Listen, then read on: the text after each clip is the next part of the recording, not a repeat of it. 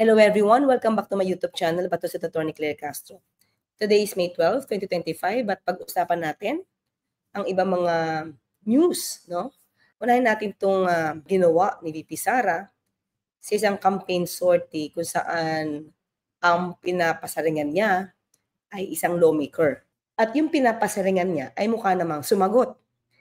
So alamin muna natin kung saan ba nanggaling itong kwento ni VP Sara.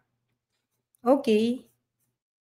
Well, noong palang November 22, 2024, sa isang press briefing ni VP Sara, at sinabi niya bakit nga daw siya sasagot. No? VP Duterte on House Probe, why would I answer to them? Ito yung kanya mga sinabi. Okay?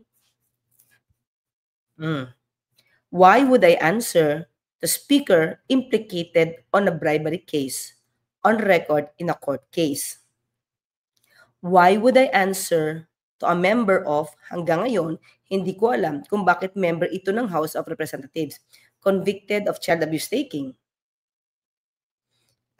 IP children doon sa amin sa Davao City, dadalhin sa Manila. Duterte also mentioned other lawmakers. She claimed, why would I answer to a member of the House of Representatives na ang tatay niya mismo may screen cap, ako, nagsasorry sa ginawa ng anak niya. And why would I answer to a member of the House of Representatives na mayroong utang sa aking husband, Mans Carpio, ng 9 million dahil sa isang case. So, di naman niya pinangalanan at the time. So, yun ang una niyang binanggit is 9 million. Okay. Now, doon sa isang campaign sortie sa Batangas, ito yung kanyang mga sinabi. Di po ba yung asawa ay may rape case?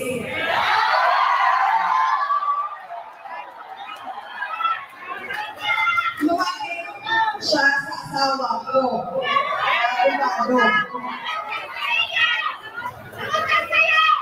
Kaya naghahanap buhay, alam nyo, naghahanap buhay talaga sa amin yung asawa ko.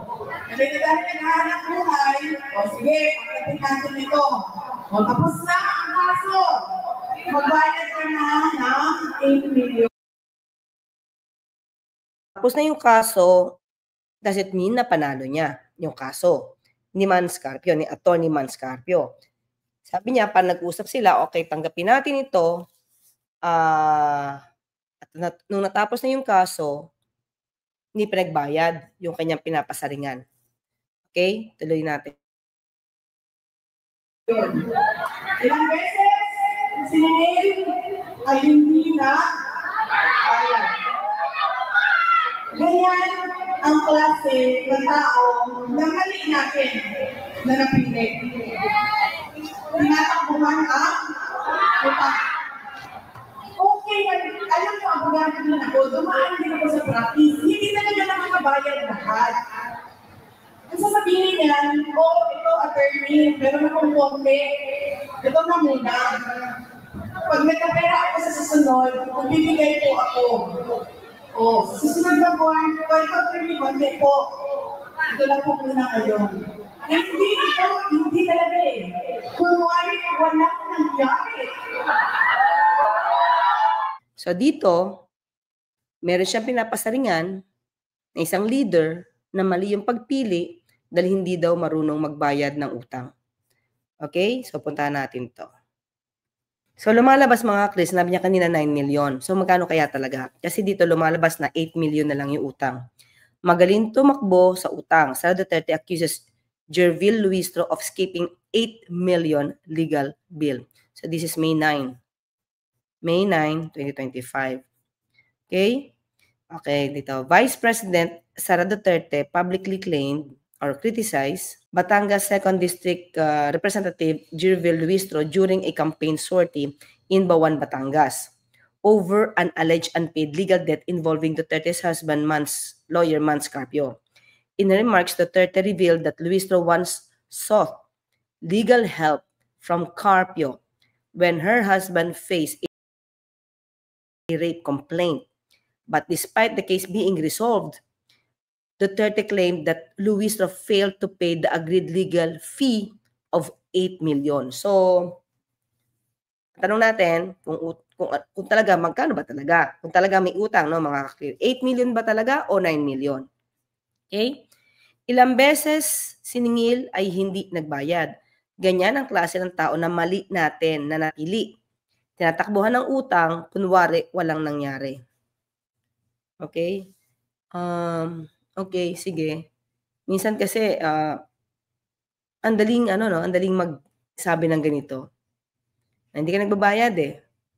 Pero, di ba, you're asking na, dapat magaling ka dapat, transparent ka, accountable ka sa mga ginawa mo o ni-request mo, dapat bayaran mo.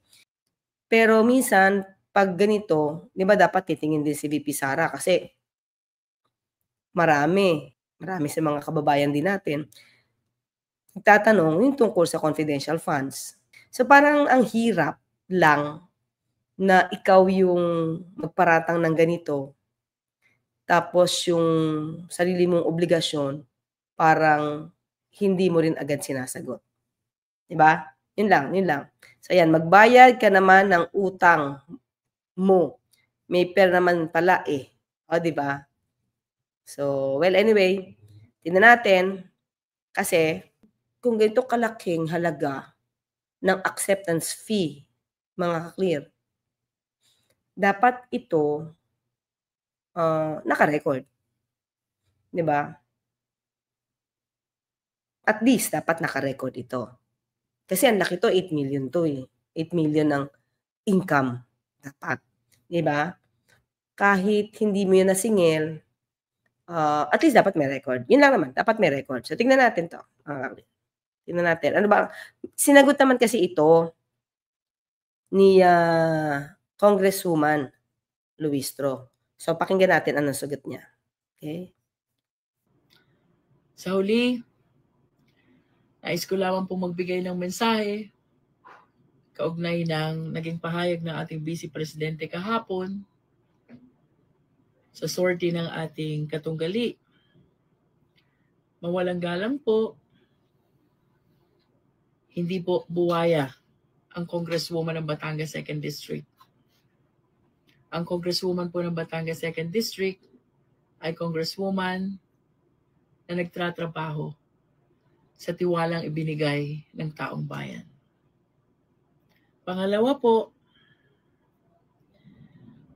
ang Council of Record po ng aking asawa sa mga fabricated cases of rape na kanyang pinagkaanan ay si Attorney Nilo Divina ng Divina Law Office and my two good friends, Attorney Johnny Magboo and Attorney Bong Panganiban. Okay, mga ka-clear. Pag sinabi kasi natin na Council on Record, yun ng kinikilala sa prosecutor's office, sa complainant, sa korte. Sila din yung gumagawa ng mga pleadings. Kumbaga sila yung recognized na nagre-represent dun sa isang suspect, respondent, or akusado. So dito sinabi ni Congresswoman Luistro na fabricated rape case. 'Di ba? Kasi ibig sabihin mukhang napadismiss kasi sinabi niya fabricated eh. So yung bintang na rape ay walang katotohanan ayon sa kanilang napatunayan. Pero doon sa isang sinabi ni VP Sara sa campaign sortie, sinabi lang na RAPE case. So di man lang yan niliwanag kung ito ay isang katang-isip lamang at dahil nanalo. Kasi kapag hindi mo niliwanag na gano'n, na ito'y fabricated lamang, siyempre, may ano pa rin 'to, may tama ba? Meron pa ring pitik doon sa nakasuhan. 'Di ba? So, in that case, mapapansin niyo hindi niya binanggit kung fabricated ba 'to, basta kumbaga may naresolba nung natapos na yung case, 'di ba? Yun yung natapos na yung case. So, yung mga taong walang alam, hindi alam kung ano yung buong katotohanan dito, ayon sa kwento ni Congresswoman Luistro, lalabas na yung RAPE mukhang meron pa siyang lamat doon sa asawa ni Congresswoman. So, hindi natin alam kung intention ba yon ni VP Sara na hindi liwanagin na fabricated yon. Basta ang sabi lang is natapos yung kaso. Okay? Tuloy tayo. Kung ako man po'y may pagkakautang, ako po'y nakikisuyo. Sana po ako'y mapadalhan ng pleading or entry of appearance o kahit na po anong papel upang akin pong maunawaan ang naging partisipasyon ng inyong law office sa fabricated cases of rape na naging kaso ng aking asawa. Well, anyway, mga ka-clear, ganito naman yan. Kung hindi ang asawa ni VP Sara ang counsel on record, at ganun kalaki yung singil niya na 8 million or 9 million, ano yung ginawa niya? Diba? Kung wala man lang papel, kasi hinihingi ni Congresswoman Luistro anything that will show yung naging partisipasyon ni Atty. Manscarpio para maningil ng 9 million, ipakita. Kasi para ma-justify. Kasi kung meron naman talaga, halimbawa, magaling siya, magaling ang paano siya magsalita, pero ang hirap di ba? Kung hindi nga siya nag-represent sa court at hindi siya gumawa ng pleadings, so, ano yung ginawa niya? Yun lang. Ano yung ginawa niya? At parang sobrang galing ni Atty. Manscarpio to demand such huge amount of 8 million to 9 million for a professional fee. Kung ang humahawak naman pala ay ang Divina Law Office at yung dalawang kaibigan ni Congresswoman Luistro. Pero hindi ko po ito maunawaan, pero rest assured po na kung may makikita akong papel na nagpapatotoo na naging bahagi po ang inyong law firm or law office sa mga kasong nabanggit, pagsisikapan ko po na bayaran ang sinasabi niyong utang. Hindi ko lang po maintindihan, siyam na milyon daw po yun. Kung wala namang entry of appearance, wala ding pleading, para pong ang hirap maintindihan kung saan nanggaling ang siyam na milyon na pagkakautang. Ito pong aking pagsagot ay hindi po para sa aking sarili. Ako po'y sumasagot sa mga naging pahayag ng Vice Presidente kahapon dahil obligasyon ko po na alagaan ang dangal ng aking mga kababayan dito sa Batangas 2nd District. Sana po ako'y inyong maunawaan. APE case nga daw. Kung ito kalaki ang singil ng law office nila mag-asawa, ibig sabihin, they're really good. Diba? Yung law office nila, magaling. Pero, kung wala naman ginawang pleadings at hindi nag-appear sa court, saan kaya sila magaling? Diba? Tanong lang natin. Kasi, babayaran naman daw Babayaran naman daw ni Congresswoman Luistro kung mapapakita yung partisipasyon dun sa kaso. Okay? Kasi, mukhang naging successful naman kasi fabricated, so na-dismiss to. So, pero itong April 10, 2019, kasi yung kaso nito lumalabas mga clear, 2020. No? Yung nagkaroon ng kaso, yung asawa ni Congresswoman Luistro, mukhang 2020. Ito. Ayan. Ito. Amidst his political journey, Noel Luistro faced serious allegations in 2020. So, 2020 na. When he was charged with 2 RAPE cases. These charges have been dismissed by the court. Not dismissed nga. As the evidence presented was deemed fictitious and without merit. Okay? So, ito ay That's January 9, no? 2020. Okay. Tagaytay City, Branch 133, naglabas ng warrant of arrest laban kay Mabini, Batangas. Anong date ito? Yun, January 9, 2020. Okay, so may warrant of arrest. Then, 2020. So, yung kaso, lumalabas, kung January 9, 2020, inilabas to, nag-file sila, mga 2019 to, mga ka-clear. Diba? Kasi magkakahiring pa to eh. So, i-assume natin 2019, mga November, December siguro. Kasi, parang pagkatapos ng New Year, may warrant of arrest na eh.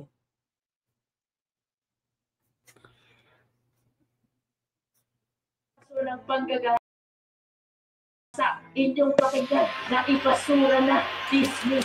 Panalo po sumayon. At dahil na rin sa malakas na panawagan ng mga namumuno sa ikalawang distrito na pagkaisahan na ipagpatuloy ang laban ni Mayor Noel Beatrix Luistro ngayon, buong tapang. Anyway, ito kasi lumalabas mga ka-clear, okay? Kung mga bandang 2019 to, kung nagkausap man sila, lumalabas kasi daw, the President Duterte's daughter, Sara Duterte, has a law firm that's been unregistered for 10 years. Diba? Philippine President Rodrigo Duterte has repeatedly said he is anti-corruption and has lauded his administration's doubling down on a media company for alleged tax evasion. So, ABS-CBN to, for tax evasion.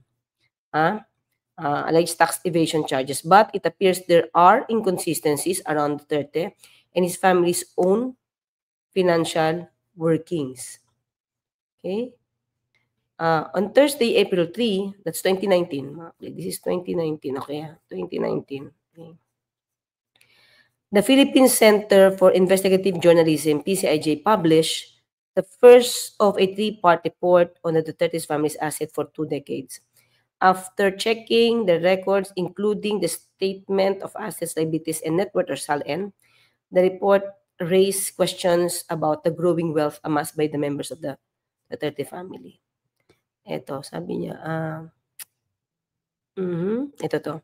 One of the biggest red flags, Carpio and Duterte lawyers, allegedly the law firm of Sara and her husband Manasseh Carpio is not registered with the SEC, Security and Exchange Commission.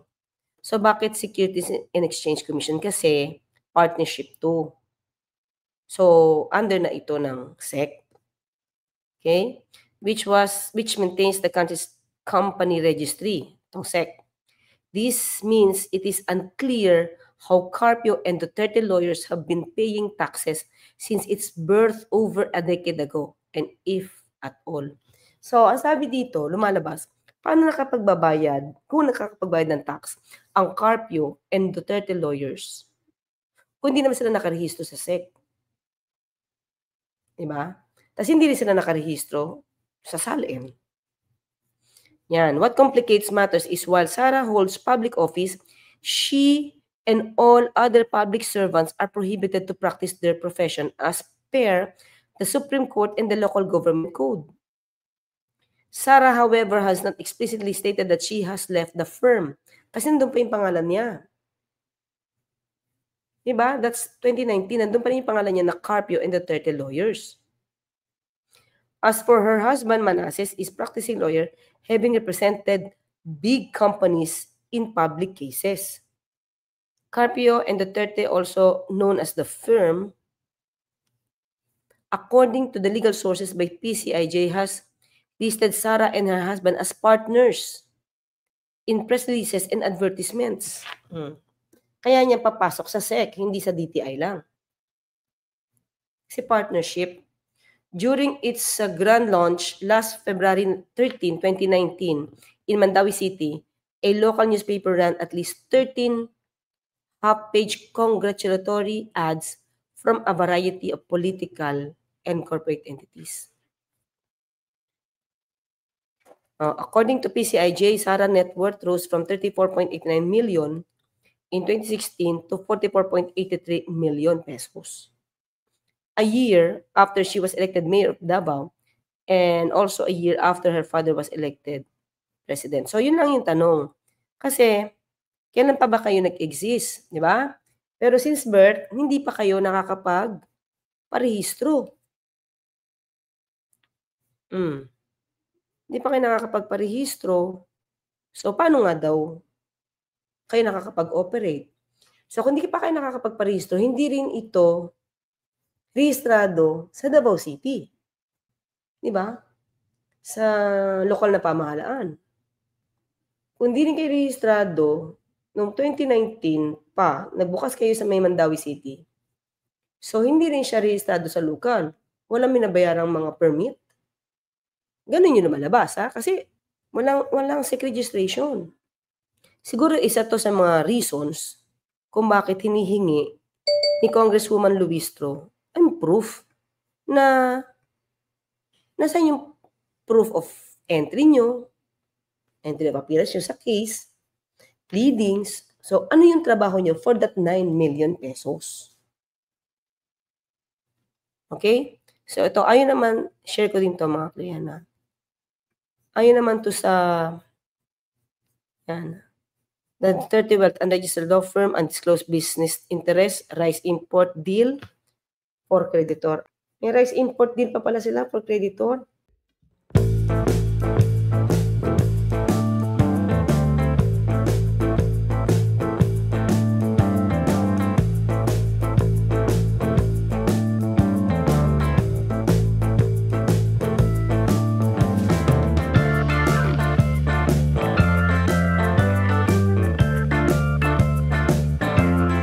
Mismong anak nito na si Paulo Duterte na mas kilala sa katawang Polo at asawang nitong si January na siya ngayon ABC President sa Davao, ang siyang kinikilalang Lord ng mga smugglers sa Davao City na may taras. A member of a consumers group has implicated former NFA Administrator Lito Banayo and presidential candidate Rodrigo Duterte's son Paulo to rice smuggling in Davao.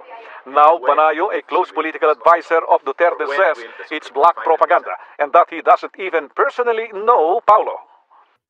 Tuloy, ano to? Connected ba to dun sa ayaw na hindi na pwedeng mag-import ang NFA? Diba? Well, anyway, tingnan natin ito mga ka-clear. Okay, Ito yung findings, ha. Among the findings, ayan. Sabi dito, legal experts and other sources were also interviewed. Okay, among the findings are the Duterte and Carpio. Nandun pa kasi the Carpio and Duterte. Nandun pa kasi pangalan niya, hindi niya tinatanggal.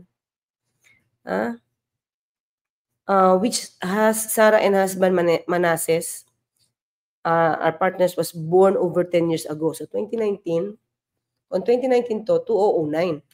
Diba? This is 2019. So, 10 years ago, 2009. Diba? Nabuo yung kanilang law office. Nasaan na yun? Okay. But has not registered at all with SEC as of this posting. So, as of April 2019, di pa sila nakapag-register sa SEC. Nung nagbukas sila sa Mandawi City, di pa rin sila registrado sa SEC. Diba? According to Rappler, the Supreme Court and local government code prohibit mayors and governors from practicing their professions. But Sara has not formally, publicly declared her leave of absence from the firm. Yun nga sabi, kasi kahit sa advertisement, nung nagkaroon ng pagbubukas sa Mandawi, nandun pa rin yung pangalan ni VP Sara sa kanilang mga ads, di ba? Since 2016, however, Manases has appeared as legal counsel to big companies with big cases before government regulatory agencies. Kaya ba siya nakita doon sa sa customs? Diba? Parang isa yun sa mga issues niya eh. Nakikita siya lagi sa customs, Bureau of Customs.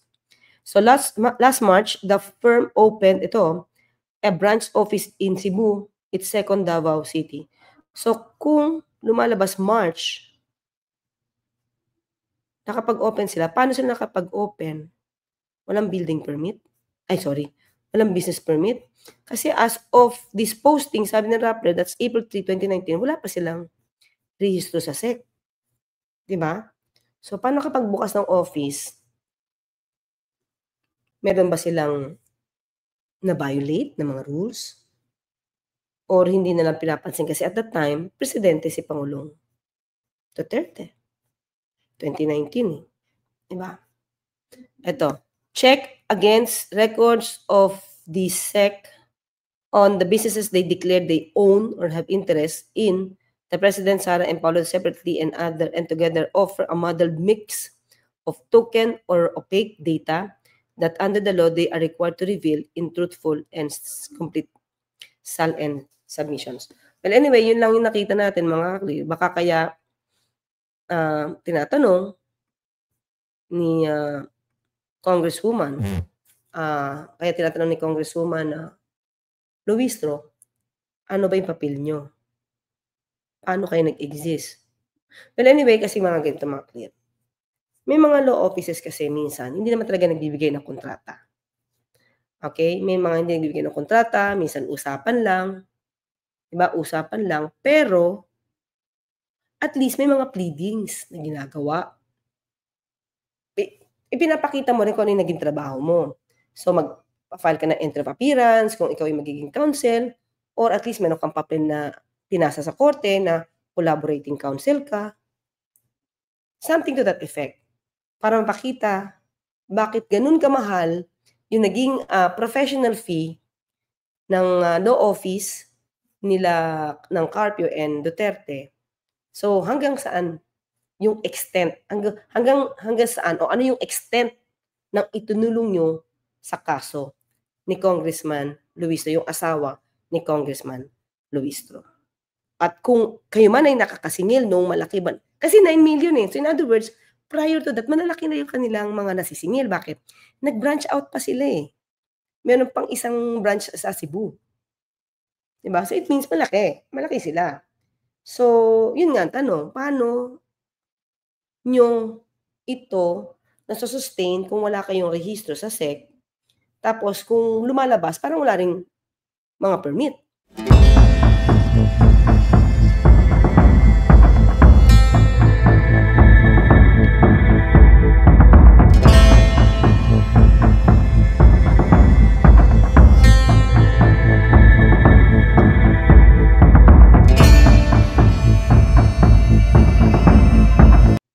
Kasi bago ka magkaroon ng pagrerehistro, no? Para ikaw, kasi may binabayaran yan eh. Kasi kumuha ka ng income, nagkakaroon ka ng income, so may babayaran ka pa rin sa local.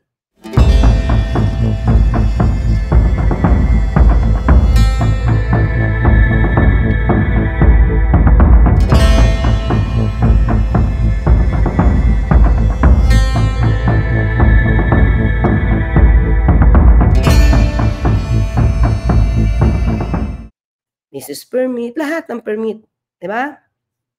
Kailangan mong kunin yun. Kung nag-rent kayo sa isang lugar as office, diba? Para sa office nyo, kailangan nyo ring isubmit yung contract of lease na yan. Marami, ha? Kailangan ng barangay clearance. Kailangan ma-register yung business. Yung mga employees nyo, paano yung SSS. Pag-ibig, PhilHealth. Ganun. Diba? Required kasi siya. Diba? Para ma-consider na legit yung office. Diba? So, may mayor's permit, business permit, tapos i-rehistro nyo pa sa BIR. Yun. Okay? So, well, tingnan natin kung magpapadala sila ng demand letter sa asawa ni Congresswoman Luistro at kung mapapatunayan naman na may utang, di bayaran. Kaya lang, sabi nga natin, hindi natin alam kung ano naging usapan nila. Kung anong klaseng tulong ang ibibigay ni Mans Carpio at saka ni VP Sara. At that time, Mayor Sara Duterte sa kasong ito ng asawa ni Congresswoman Luistro. Ayan lang mga kakli. Hanggang sa muli, magkita at magkarinigan tayo. Ako po sa Tony Clay Castro, nagpapalalang, magtulugan inyong karapatan. Bye!